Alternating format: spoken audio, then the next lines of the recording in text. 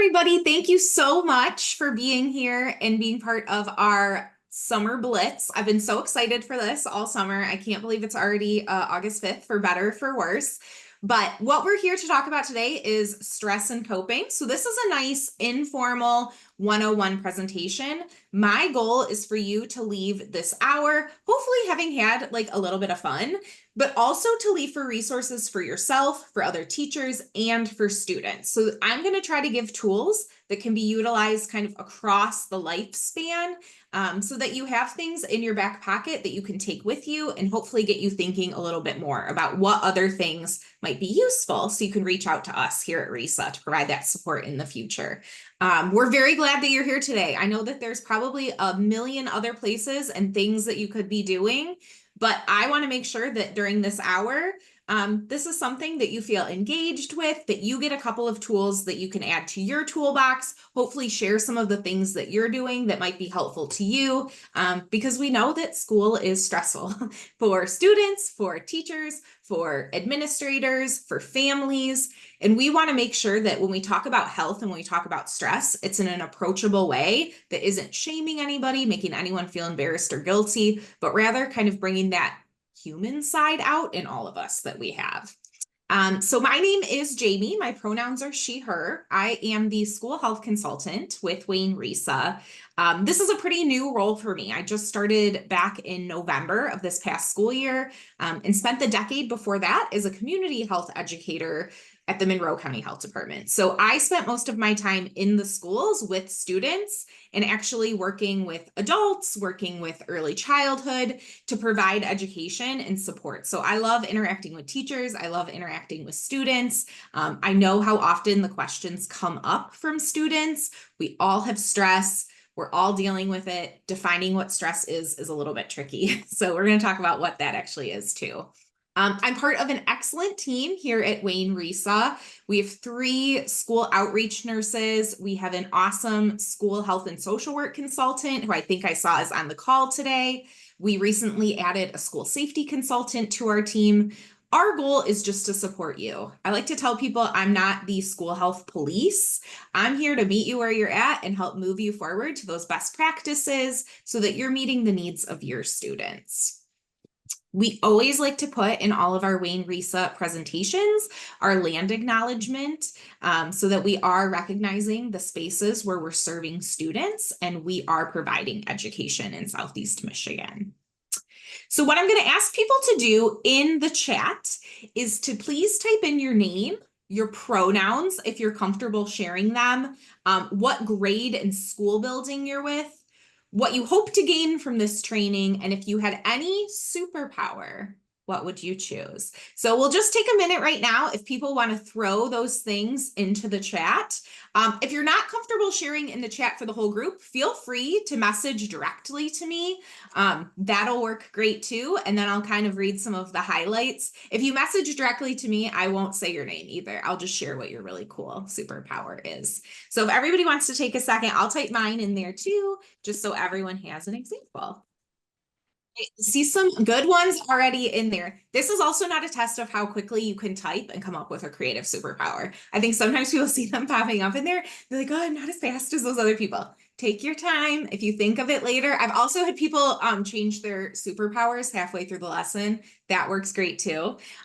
More accessible strategies. Think you'd want to be able to fly. Very helpful. Also, as students would tell me, very environmentally friendly too, because if you're able to fly, you're not dealing with gasoline in cars, which is a great one. Looking to avoid burnout. Absolutely. I think that we need to have those strategies for self-care for ourselves, because it's really hard to be patient with students, with our families at home, with our families in the community when we feel like we have nothing left to give.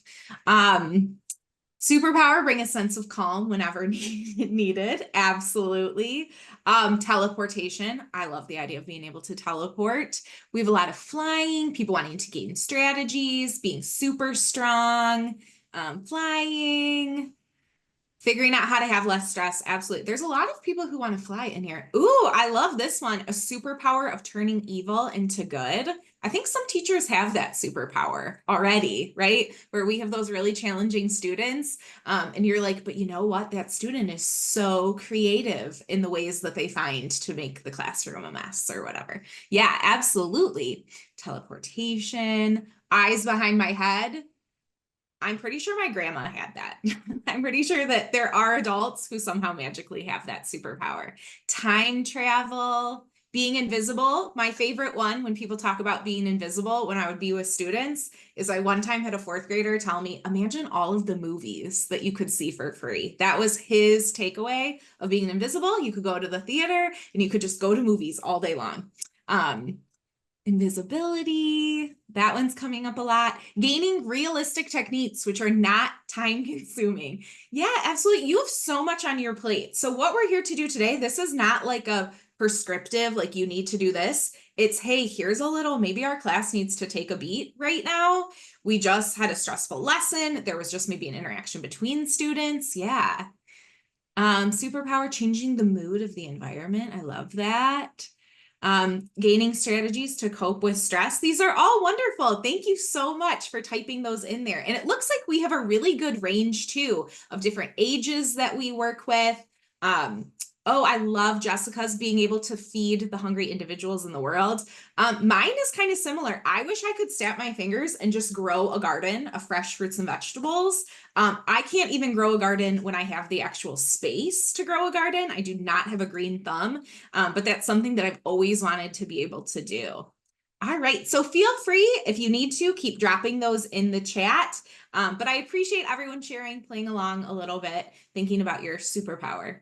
That's amazing, organic and non-GMO. Yes, exactly. That would be my garden. I would also love to have some plants in there too. I also cannot keep a plant alive. I have an aunt who actually bought me a very, very cute succulent last year, and it only lasted me 3 months. So I managed to not even be able to do that. So we all have our skill sets, and I'm amazed when I find other people who have a green thumb. Okay, so I also want to just give you a huge thank you. Right now, we are in a time where it is really hard to be in education for a million different reasons, right? And everyone has different reasons why you got into this, what your passion was, what your interest was. And I want to share our genuine appreciation from Risa to everybody who is doing the work despite all of those challenges out there. You already are a superhero for staying in this field. And we are here to kind of be your sidekicks. So whatever we can do to help support you in all of the amazing work you're already doing, please let us know. So this 1 hour we're spending together is just a tiny little picture of the things that hopefully we can do to help support you. Our goal is that by the end of the day, you'll be able to define stress and how it relates to our mental and physical health.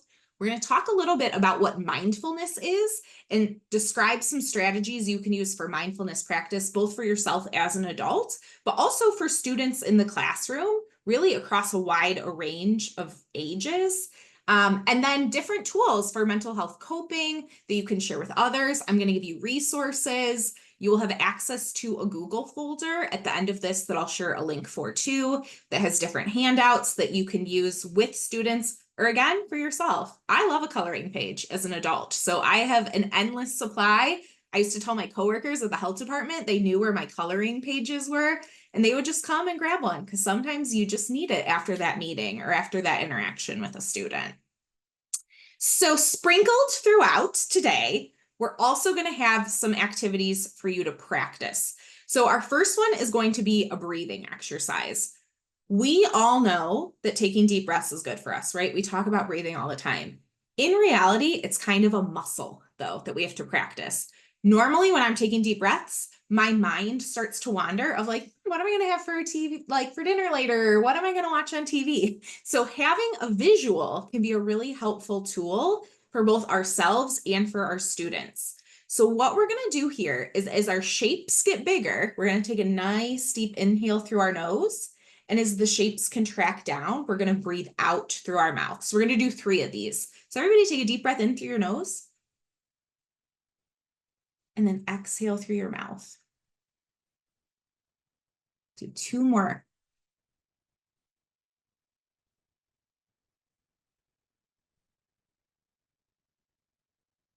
Take a deep breath in.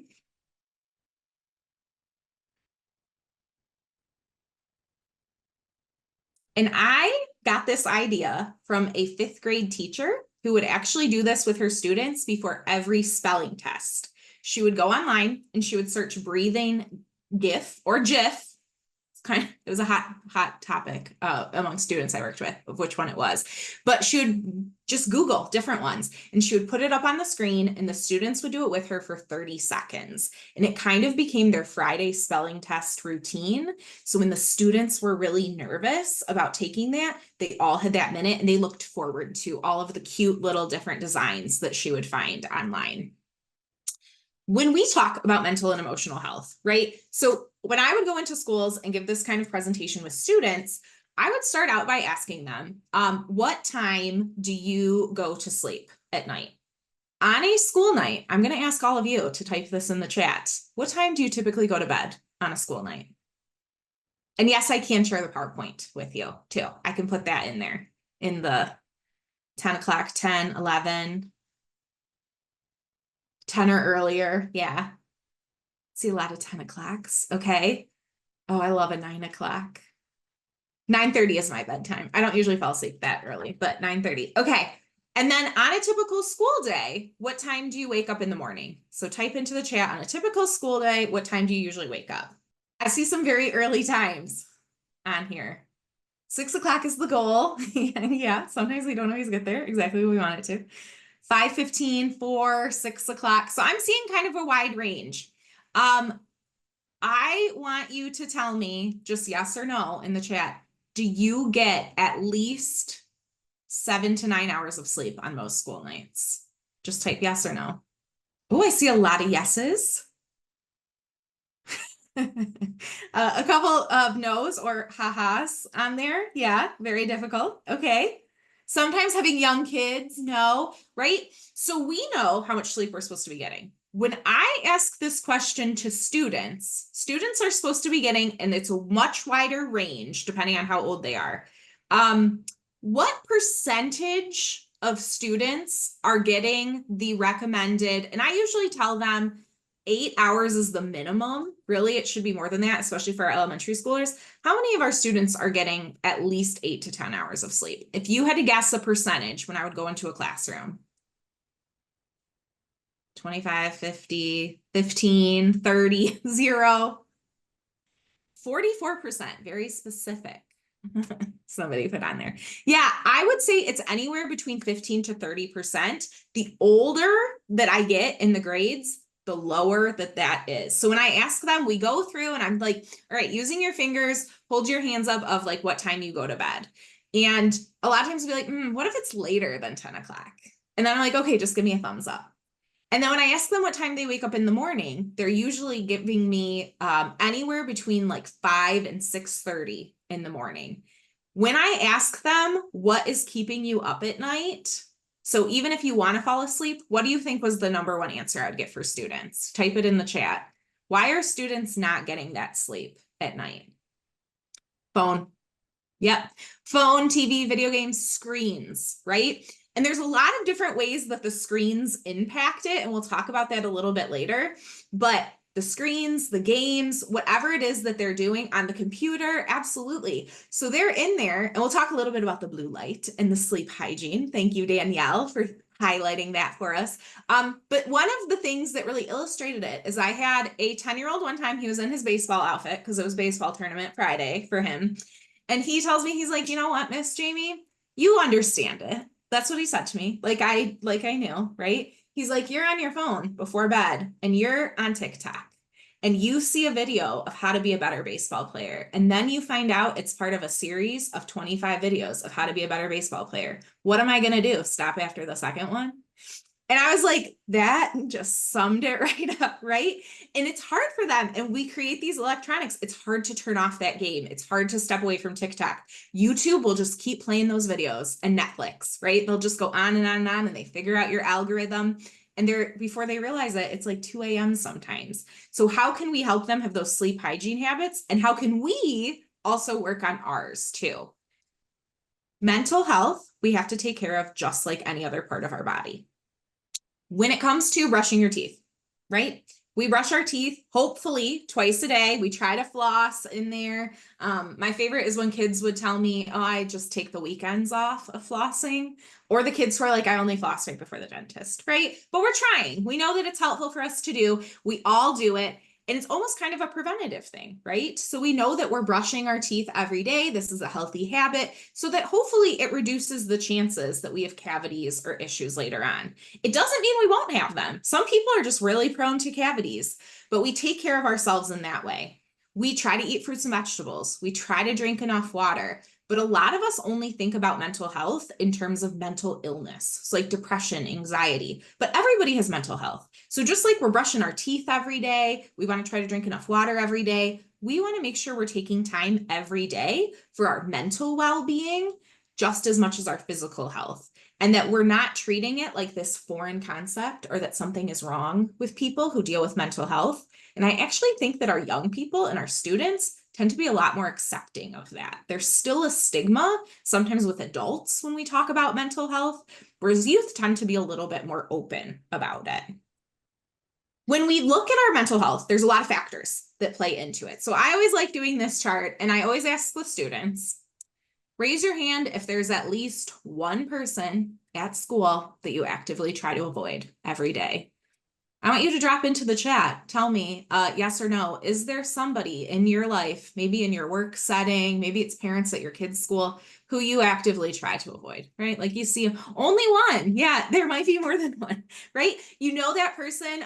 Maybe, I don't know if I have any fans of the TV show What We Do in the Shadows, but there's the guy and he's the energy vampire and he just like sucks the energy and the liveliness out of you. So it might be that person. It might be the person who's just like always there to argue with you, who maybe makes you feel really small or put down, right? We all have that one person. They're always going to be there in our life.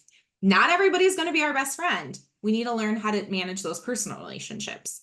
On the flip side of that, what I ask the students and what I'm going to ask all of you, who in here has at least one person though, where every time you see them, you're like excited when you see them. You're happy that they're in that meeting with you, or you're happy when you go to drop off your kid at soccer practice and you're like, oh yes, like they have the funniest stories, or they always listen to me when I vent, right? We know that for kids, even just having that one adult that they can go to, that they can talk to, that they feel seen by is a protective factor from all of those other influences they have in their lives. So we know social elements are a big part of it. Family for students can be an excellent source of strength. It can be reliable. It can also be a huge source of stress for them. So we want to figure out who are those people where maybe if their home life isn't the place where they're getting all of that support that we can help provide them with through school. Biological question that I always ask the students pretty much from middle school on. Who in here knows that they have a family history of cancer, of some type of cancer? So drop in the chat if you know you have a family history of some type of cancer. Yeah, I'm seeing a lot of yeses in here, right? We know that this is really common. In the chat, drop in there if you know that you have some kind of family history of heart disease. So maybe high blood pressure. Maybe someone in your family has had a heart attack or stroke. They have to be on cholesterol medications, right? We know that our biology, some people are predisposed to these things. Just because though somebody in your family has heart disease, it's not 100% that you might get it. And there's things that you can do, right? You can exercise, you can watch your sodium, but it's something that we want to look out for. And when you go to the doctor, they might screen you more, right? They know, okay, there's a lot of high blood pressure in this family. We want to make sure we're doing those blood pressure checks. We want to put you on medication or change your diet if we need to. It's the same thing with our mental health. It's not somebody's fault that they have a lot of heart disease or cancer in their family. There's things that we can do to mitigate it, right? So for something like not smoking can help. But at the same time with mental health, there's that biological predisposition to it that we can't always control, but it's important to be aware of. So we want to be really honest with the young people in our family. hey, this person in our family really struggled with a substance use disorder, struggled with depression, struggled with an eating disorder, so that they can be more aware of it and get the help they need without feeling any sort of shame around that. Like, we also wouldn't want someone to feel shame because there was a history of cancer in their family. It's the same way with mental illness. That last big category is the one we're going to focus on today. And that's the psychological component, right? What are those things that you can control and manage? So despite whatever your social or your biological circumstances are, you still are able to have a role in your mental health and your well-being. Do I have anybody? This will be a race a little bit of who can type it the fastest, I'll be honest. Do I have anybody in here who can name all 5 feelings without looking at the titles on there from Inside Out? Have anybody who can name all 5? No.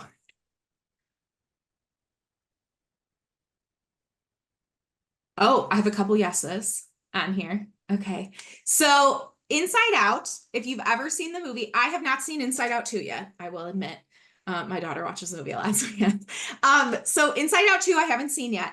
Inside Out 1 is a great tool for talking with students, really basic kind of building blocks of talking about feelings and emotions. There aren't just 5 feelings. And I know in Inside Out 2, when Riley goes through puberty and they start talking about her development a little bit, they add a bunch of other characters in there. But what I really like about this movie is that it doesn't emphasize that we have to be happy and joyful all the time. Second one more for adults than kids, I think. Thank you, Christine. That's very helpful to know. When we talk about Inside Out, though, they can feel more than one feeling at the same time. We don't have to feel happy and joyful all the time. And what causes these feelings is different for everybody. So going to disgust really fast. In Inside Out 1, when Riley goes to get pizza with her mom, what is on that pizza? Type it in the chat if you remember.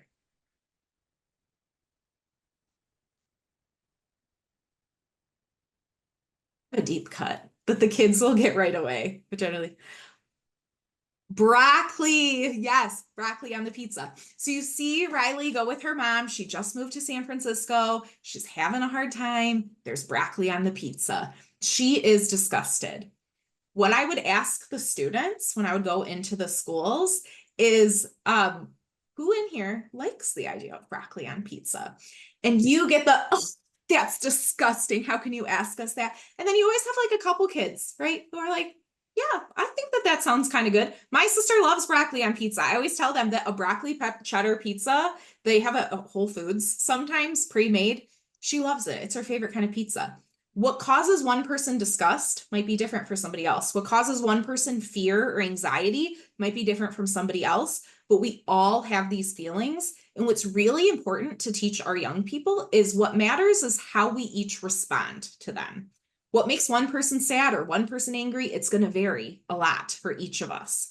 But all of us need to make sure that we're doing things that aren't going to be harmful to ourselves or harmful to others. So when we talk about harmful to others, I think a lot of times kids think about, oh, okay, hitting or punching in that violence piece. But we also want to make sure we're telling them just because you're having a really hard day or going through something doesn't mean that you can just say whatever you want to somebody else and potentially really hurt them with the words you're saying. Most of us have siblings, right? So there's a lot of us who've had sibling arguments. Yes or no, who in the chat has ever fought with their siblings before? Yes, right? Even as adults, when we fight with our siblings, we generally know with just a couple of words what we can say to them to really push their buttons or really get under their skin. And so we know that those words can really hurt somebody else. And unfortunately, a lot of times the people that we're closest to tend to be the people that we hurt more. When we talk about being harmful to ourselves, we can hurt ourselves with our own words too. So I would always ask the students, who in here has ever thought, oh, I wish I was taller. I wish I was shorter. I wish I had curly hair. I wish I had straight hair. I wish I was better at math or running or reading, right? We all have those things, and it gets tricky to get out of that dialogue in our head when we're really in there thinking about it. The other thing we talk about with students, and developmentally based on what's appropriate for them, is the concept of self-harm. So something like a behavior like cutting or burning yourself. But we also know that for younger students, it can be things like hitting their head against a wall, punching that wall, right? We want them to take those other mechanisms and replace it. Especially with something, a behavior like cutting, which we see as early as elementary school, just telling students that that's bad, you need to stop that without giving them a coping tool is not super helpful, right? It causes them to go more into shame. So we really want to teach students, okay, this is what we can look out for if we're concerned for ourselves or for somebody else. And how can we replace that tool or behavior? So when you're feeling like the only thing that's going to help you is to physically harm yourself in some way, you have another coping strategy ready to go in your back pocket and talking about it so that it's not making them feel like this is something I have to keep a secret and that I'm not getting help. It's similar to when people smoke. When I would work with people on smoking cessation, if I would go into a room full of adults and just tell them smoking is bad, here's all the reasons why it's bad, but not give them any tools to actually help them with the cessation process and give them different options around what works for them, we knew that that behavior was not going to change.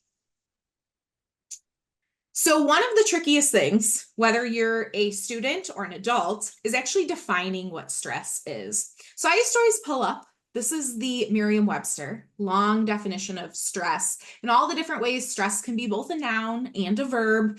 It's very verbose, very wordy. So what I would tell students is basically stress is what you feel when you're worried or uncomfortable about something. Stress has a really strong connection between our mind and our body. Not all stress is bad. So I would always emphasize this too, right? Stress is why we study for a test. Stress is why when our alarm goes off in the morning, we do wake up and we brush our teeth. Stress is why, when something feels kind of weird, right? Like our arm has felt weird for a while, we try to make a doctor's appointment. Stress is not always a bad thing.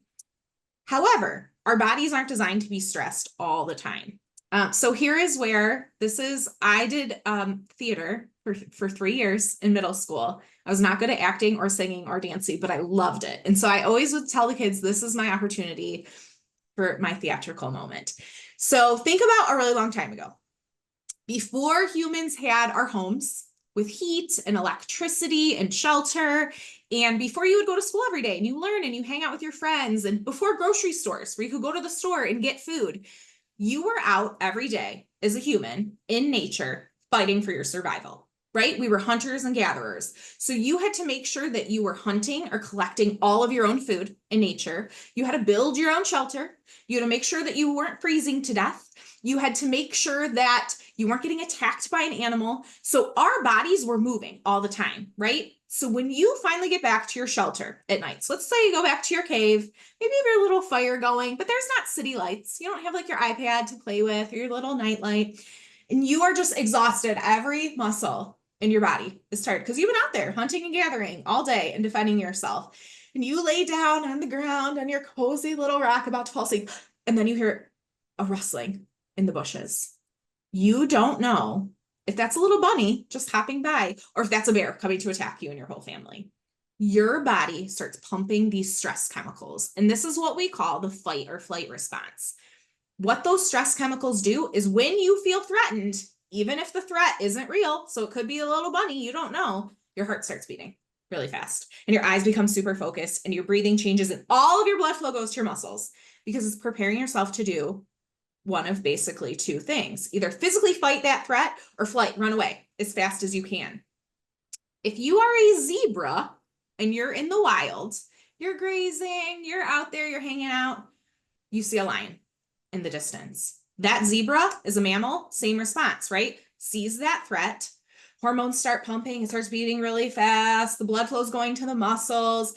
That zebra is getting ready to either defend itself to the best of its ability or run for its life. The difference is, let's say that zebra runs, the lion's gone, can't see it anymore. That zebra can turn off that stress and just go back to grazing. If you as a human just had a lion chasing you, and now that lion is caught and you're fine, are you able to just turn off your stress and be like, okay, cool, I'm gonna have a snack and hang out with my friends? No, right? For ourselves, we make up these stories in our mind. So we might not actually be physically threatened. We might be stressed about a test or a disagreement that we had with somebody else or a job interview as an adult. And what that causes, though, is us not to totally think so clearly and instead be in that state of arousal while we're going.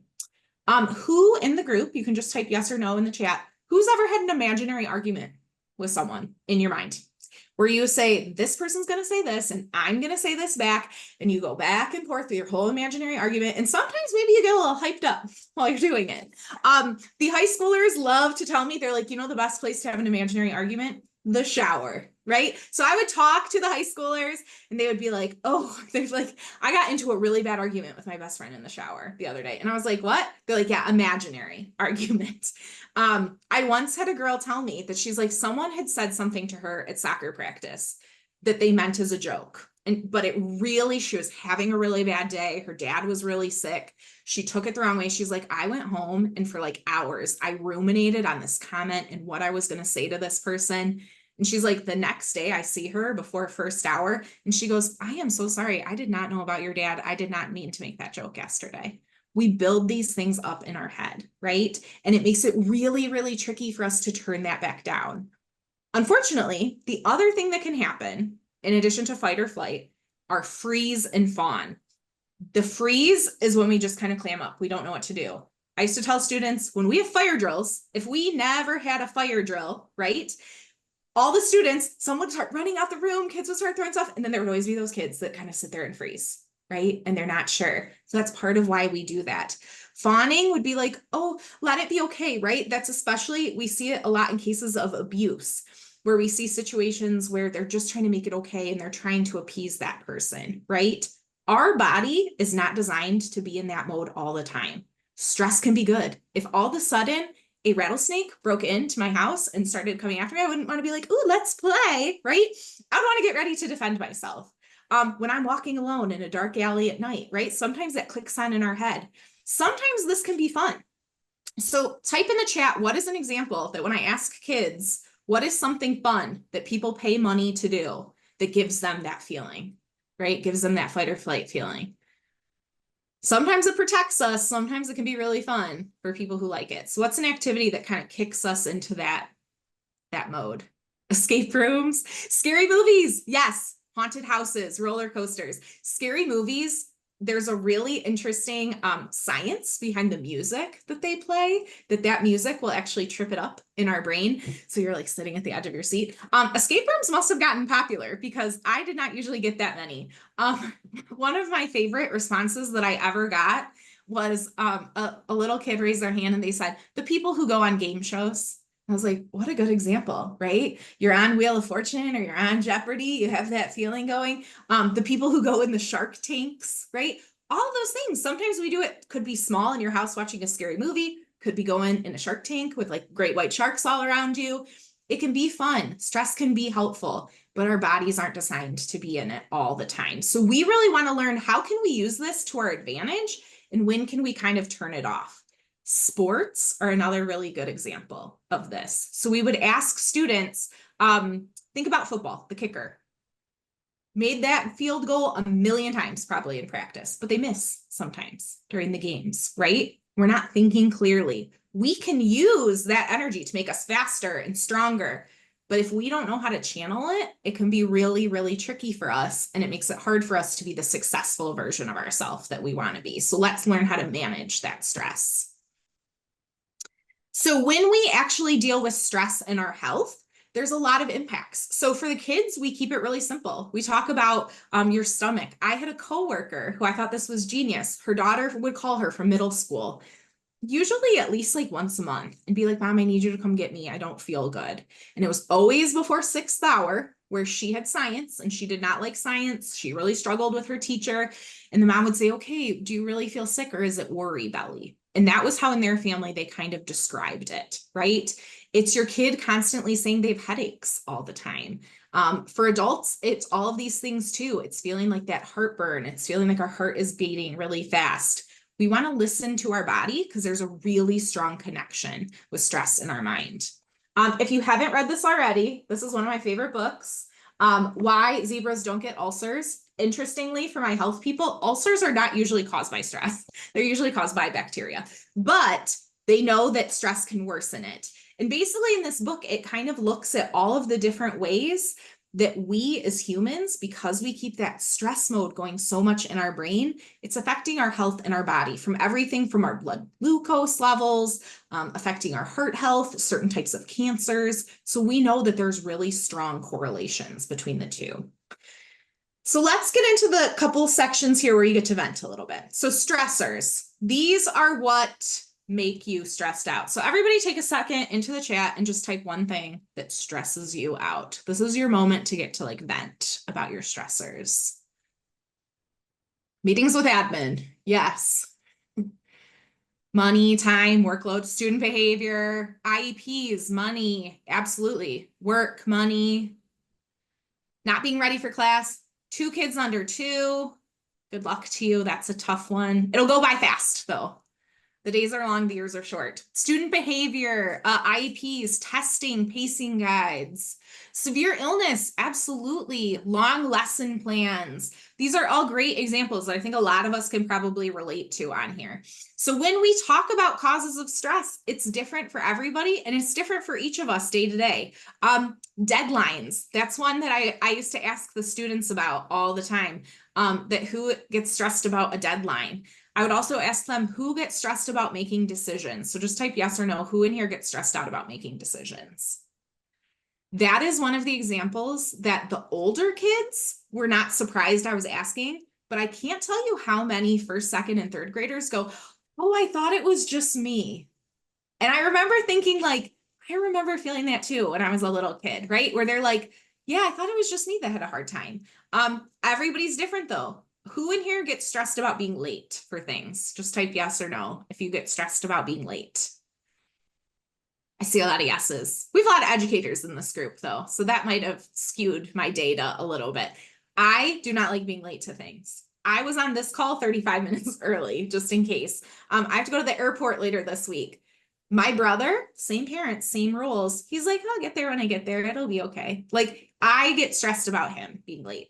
We all have these different things that stress us out. And those stressors are always going to be there, but we want to learn how to manage them, right? So those admin meetings, they might always be stressful, right? Those challenging students might always be stressful, but we want to learn what are the tools that we can have because we can't always control those things. And for students, it's important for them to know that because I think a lot of times, partially from social media and kind of these perfect images that are projected, is sometimes students think, oh, if something is hard, it's bad, right? We're all going to have those hard and stressful things. It's about learning to manage them. So now on the flip side, so you've vented your stress. Let's all take a second, and it doesn't have to be a healthy behavior, but what do you do when you're feeling stressed? When you're feeling stressed out, what are those things that you like to do to kind of try to help you? And that's going to be the focus of the next section too, that we'll talk a little bit about. What are those coping tools? Pray, cross-stitching, walking. Walking is awesome too. It works both sides of your brain, your right and left. So it actually really helps.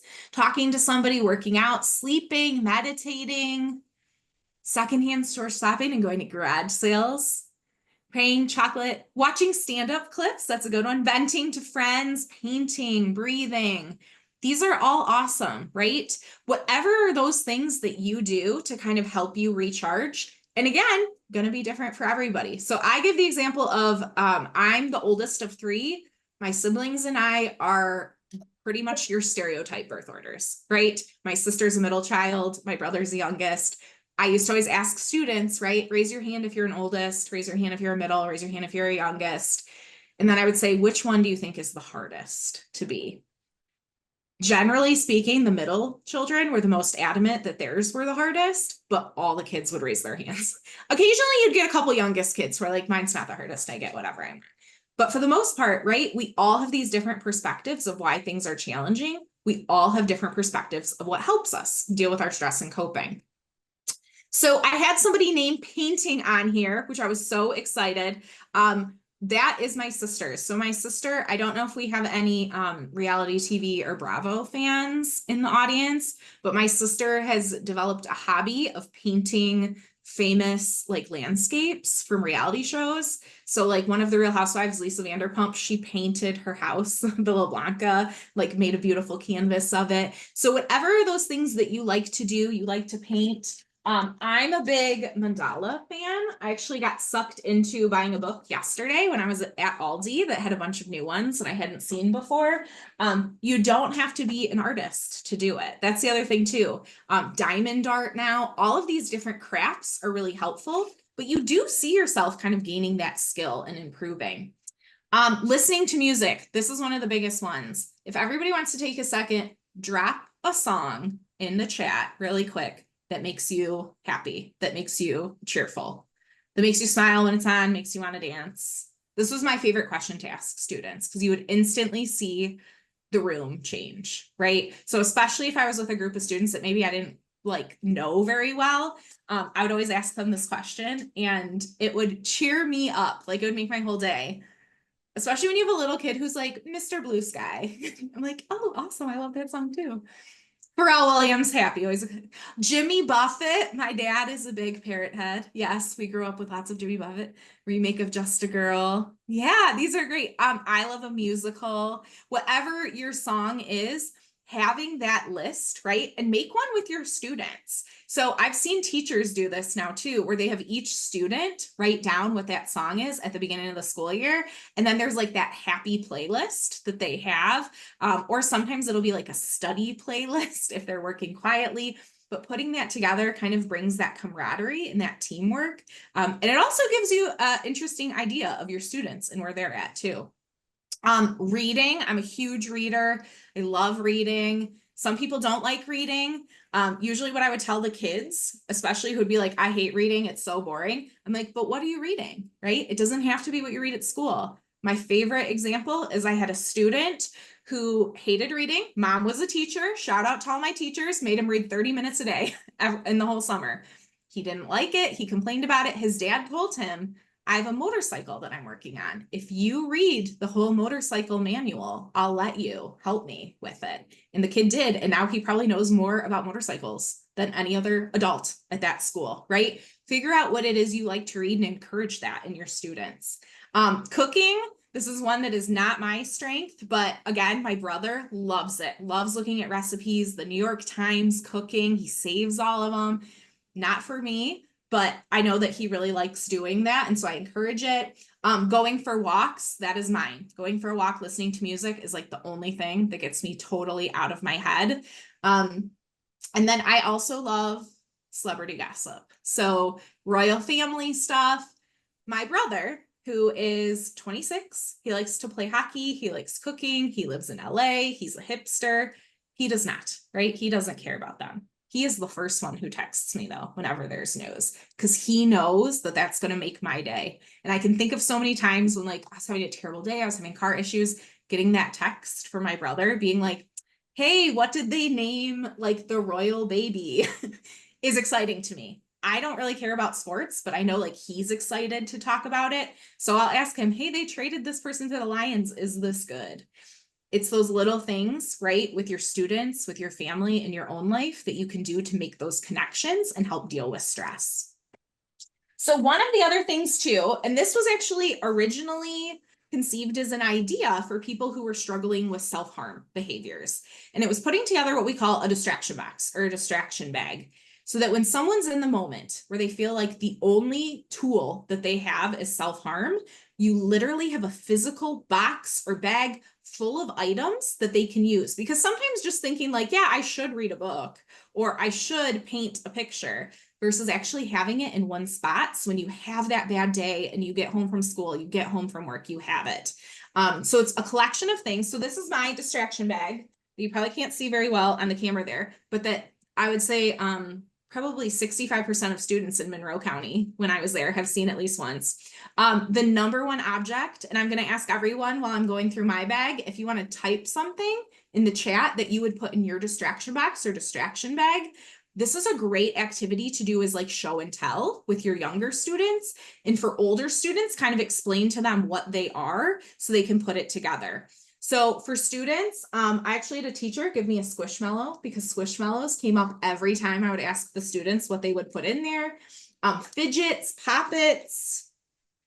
If you're interested in like art projects, I have coloring books. I have one of my favorite books about feelings, In My Heart, a book of feelings that I used to use all the time. I keep a photo album in there. So I want everybody to take a second right now and just type one thing in the chat that so you can start summer break chocolate. That's a very good one. I do have my chocolate wrapper in there. You do have to look out for ants. That is my one piece of advice. So I actually keep the chocolate in the freezer. Coloring books, that's awesome. Whatever your things are. And sometimes it's tricky, right? Sometimes it's tricky to think about like, oh, what am I going to do? I love being outside. So what I put in there is a pair of my favorite mittens because in Michigan, it is not always super nice outside. But these are my mittens I got from my sister-in-law who's Canadian. And so it makes me think of her. So it makes me think of texting her.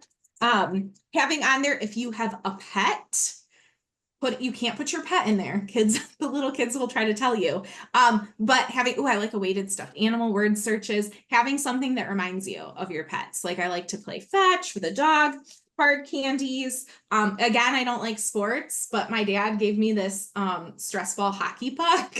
And so it reminds me of my dad and it's an inspirational thing. So whatever you have in there, all kinds of fidgets. So whatever are your like sensory items, or items that remind you of something. So I keep like lotion that smells like the beach in there. So I encourage you to make this kit and work with your students to have them start building it. It can be inexpensive things too. So one of the things I would give to the students is the coloring page of the mandala. And then on the back, we have a coping skills checklist. These, I'm going to give you all of these resources in that guide. You have your fun cootie catchers, right? Or fortune tellers on here. This one is actually giving them stress and coping strategies.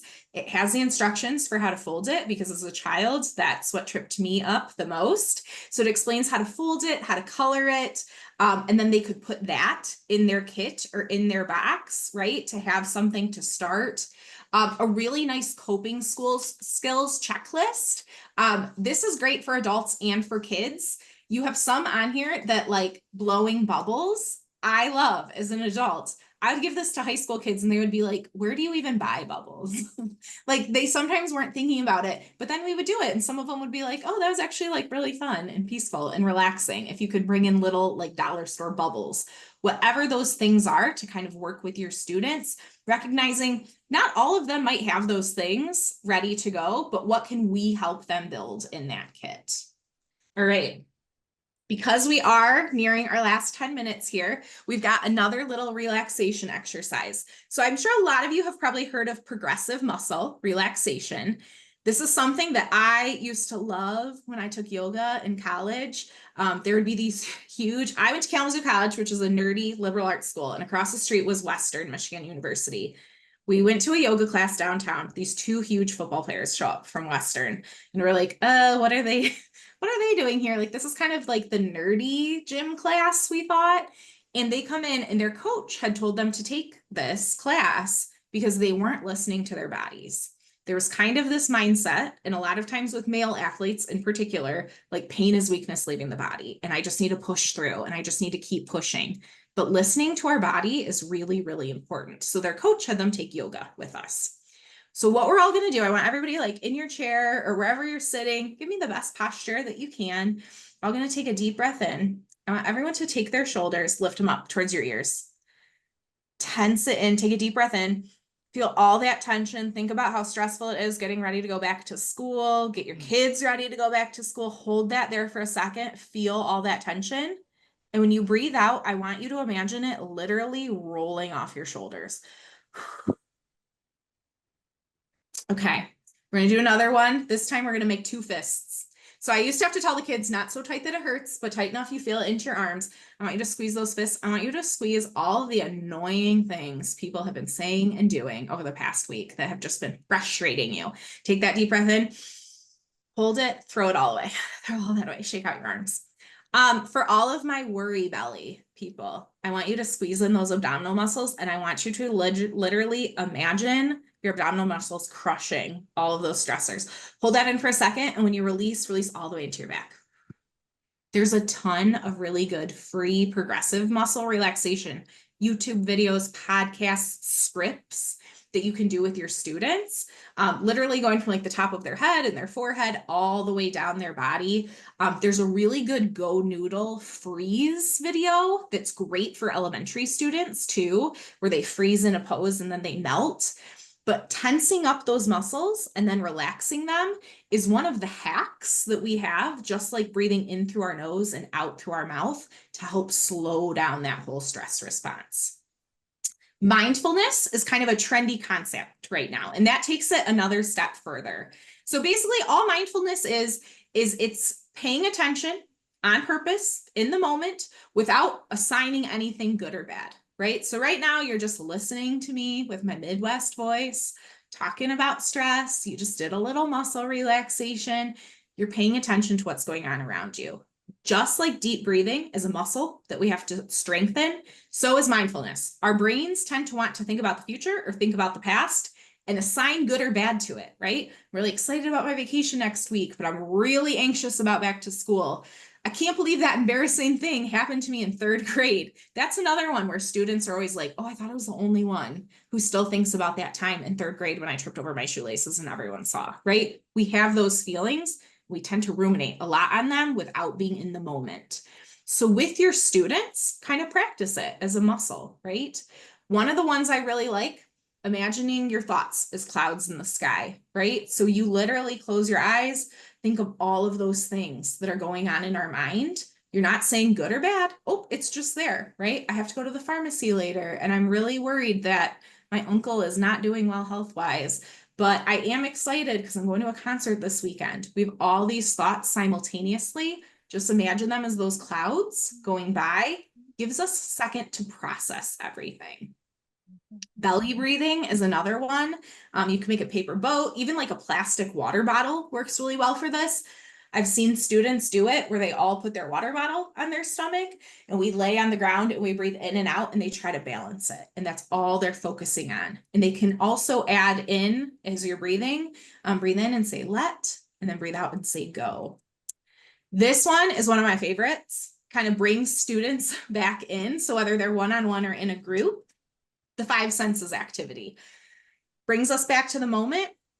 We name 5 things we can see. So right now I can see like lamp, computer screen, book, cars, trees out the window. 4 things I can feel. So I can feel the chair underneath me. I can feel the fabric of my shirt. I can feel the wood on the arms of the chair. I can feel my computer mouse. 3 things I can hear. I can kind of hear the birds chirping outside. I hear the air conditioner going. I hear my fridge making a noise I'm a little bit concerned about, but it's just there, right? Not saying good or bad. It's just happening. 2 things I can smell. I still smell a little bit of my peppermint tea that I had at lunch. And then I also can kind of smell that fresh laundry smell on the blanket that's laying near me. And then something you can taste. Might be good or bad. Might be like garlic from your lunch, might be spit, might be water. That action brings us right back into the moment. It can be really helpful. All right, another fun little breathing exercise.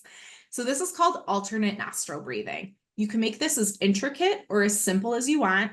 I find the hand placement of this video very challenging, but what you do is you're covering one nose, breathing in, holding it, and then exhale. This gets a really good oxygen exchange and it works both sides of the brain. It's also really fun to do with students because they kind of are really into it and the challenge of it mentally, but it's another one to put in that toolbox. There's lots of pros and cons to our phones. We have to be really careful with that blue light at bedtime. What that blue light does tricks our brain into thinking it's daytime, don't release melatonin, can make it harder for us to fall asleep. Plus, you have the tricky part of being on your phone and being so tempted by all of those other apps. But we know that this can be helpful. Smiling Mind is an app that I really like. It's free, it's Australian. There's breathing exercises you can do. There's mindfulness activities. Same with Breathe to Relax, Reach Out, Breathe. Taking deep breaths is good for us, but sometimes we do need that visual to aid us in the process. This is called Pixel Thoughts. This is a website. You go on there, if you have a stressful thought, right? I'm stressed out about the school year. It's a 1-minute lullaby that plays in the background while you see that thought getting smaller and smaller. About 50% of the kids I work with love this. 50% are so uncomfortable. that is okay, right? I almost do it on purpose because the kids who are laughing and making fun of it, I maybe only get 2 or 3 kids who will raise their hand after that they liked it. But when I have a whole class who's silent, it's about half and half. We want to be really mindful. Maybe one kid really likes anime, or there's a kid who's like super obsessive about baseball and he loves it. Let kids have whatever those things are that work for them.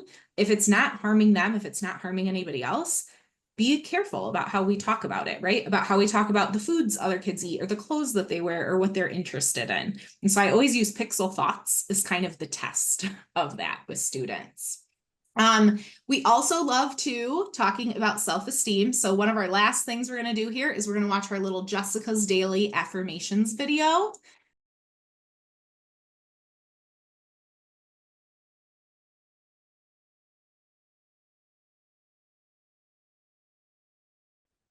It's Jessica. And this is an old video. I used to have kids ask me, is that your friend? And I wish she was my friend, but she's not. But on here, we really want to work with students and how they talk about themselves. We know things are going to be hard, that they're going to be challenging, that we want to make sure that they have the tools that they need because it's really easy to get in that negative self-talk. It is for us as adults too. So the last thing we're going to do, because we only have 1 minute left, and then I'll drop in the chat those resources, is called square breathing. There's a ton of really good of these breathing gifts, like I mentioned at the beginning of the video. Some you hold up your hand and you're breathing in and out. This one is one of my favorites because we do it with like any age group. You breathe in for 4, hold for 4, breathe out for 4, hold for 4. So we're all going to take a deep breath in for 4 seconds. Hold it for 4 seconds. Breathe out for 4. Hold for 4. All right. Thank you all so much for joining today. This was an awesome group. So let me really quick, I will drop into the chat the folder that has all of the resources, and I will go ahead. The slides are not in there right now, but I will make sure to add them. So there is your Jessica's Daily Affirmations video and all of those handouts. So like the mandalas that are in there. I'll make sure that my contact information is in there too, so you do have it. But thank you all so much for joining. I know it's a lot to take your afternoon away, but I appreciate it. I hope everybody has a great school year.